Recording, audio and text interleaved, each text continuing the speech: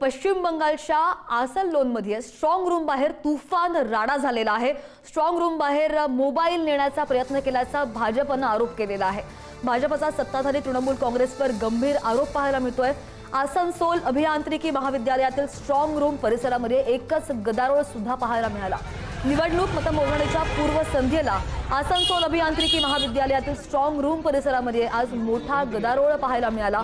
राणीजंग परिसरामध्ये विधानसभा मतदारसंघाशी संबंधित कागदपत्रांच्या पाकिटात एक स्विच ऑफ मोबाईल फोन सापडला आणि त्यामुळे राजकीय वातावरण बरंच तापलेलं आहे। भाजपने सत्ताधारी तृणमूल काँग्रेसवर गंभीर आरोप केलेत। मिळालेली जी माहिती आहे ताजी त्यानुसार स्ट्रॉंग रूम परिसरामध्ये जिथं ईव्हीएम मशीन सुरक्षित ठेवलेले आहेत तिथे एका व्यक्तीकडे पाकिट आढळून आलंय आणि या पाकिटामध्ये कागदपत्रांसोबतच एक मोबाईल फोन दडवून ठेवला जात होता। स्ट्रॉंग रूमच्या प्रतिबंधित क्षेत्रामध्ये मोबाईल नेण्यास सक्त मनाई असताना सुद्धा हा प्रकार घडल्यानं उपस्थित भाजप कार्यकर्त्यांनी तीव्र संताप व्यक्त केलाय। या घटनेनंतर भाजप नेत्यांनी प्रशासनाविरुद्ध निदर्शनं सुद्धा केली। आरोप प्रत्यारोपांची मालिका आज निकालाच्या दिवसापर्यंत पाहायला मिळते। तृणमूल काँग्रेसनं आरोप केले, त्यानंतर फेरमतदान झालं आणि आता पुन्हा एकदा भाजपनं सुद्धा मोबाईल नेण्याचा प्रयत्न केल्याचा आरोप केलेला आहे स्ट्रॉंग रूममध्ये। आणि याच पार्श्वभूमीवर पश्चिम बंगालमध्ये मतमोजणीच्या पूर्वी खळबळ उडाल्याची माहिती आहे। कचऱ्यामध्ये नोवापारा मतदारसंघामध्ये व्हीव्हीपॅट स्लिप्स आढळलेल्या आहेत। नोवापारा मतदारसंघातील स्लिप्स दुसऱ्याच मतदारसंघामध्ये आढळल्याची माहिती आहे। मध्यग्राम विधानसभा मतदारसंघांतर्गत या स्लिप्स आढळल्याचं कळतंय।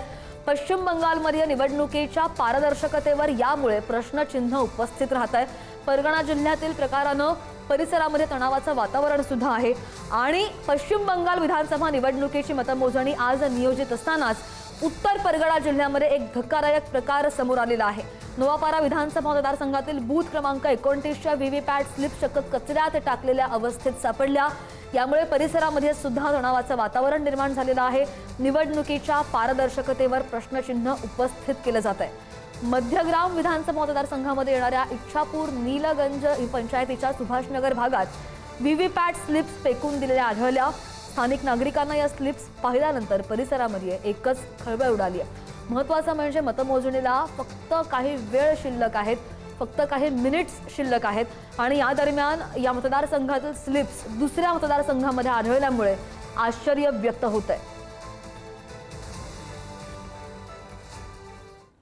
दुसरीकडे पश्चिम बंगालमध्ये मतमोजणीच्या पार्श्वभूमीवर पोलिसांचा मोठा बंदोबस्त तैनात आहे, कारण की कोणताही अनुचित प्रकार घडू नये यासाठी घेतलेली ही खबरदारी। कोलकात्यामध्ये मतमोजणीपूर्वी चोख बंदोबस्त तैनात आहे। आपण दृश्य पाहू शकतो।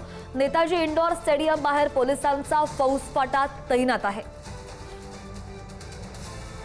योग्य ती खबरदारी घेतली जाते कोणताही अनुचित प्रकार घडू नये यासाठी, कारण की बरेच आरोप प्रत्यारोप होत आहेत। आता मतमोजणीच्या तोंडावर सुद्धा बरेच आरोप दोन्ही पक्षांकडून केले जातात आणि त्याच पार्श्वभूमीवर नेताजी इंडोर स्टेडियम बाहेर पोलिसांचा हा असा चोख बंदोबस्त। कोलकात्यामधून ही दृश्य पाहतोय। मतमोजणीपूर्वी फौजफाटा पोलिसांचा तैनात केला गेलाय। आणि पश्चिम बंगालच्या मुख्यमंत्री ममता बॅनर्जींनी भाजपवर पुन्हा एकदा गंभीर आरोप केलेले आहेत।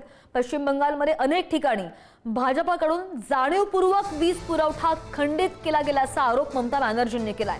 जाणीवपूर्वक लोड शेडिंग केला जात असल्याचा आरोप सुद्धा त्यांनी केलेला आहे। वीज खंडित करून सीसीटीव्ही कॅमेरे बंद पाडले जात आहेत असा भाजपवर आरोप आहे। हुगळीमधील श्रीरामपूर पासून नदियातील कृष्णनगर, बर्धमानमधील ऑसग्राम आणि कोलकात्यामधील खुदीराम अनुशील या सगळ्या भागामध्ये वीज पुरवठा खंडित होतोय, विजेची ये जा सुरू आहे आणि मतमोजणीपूर्वी ममतांच्या ट्विटमुळे एकच खळबळ उडाली आहे।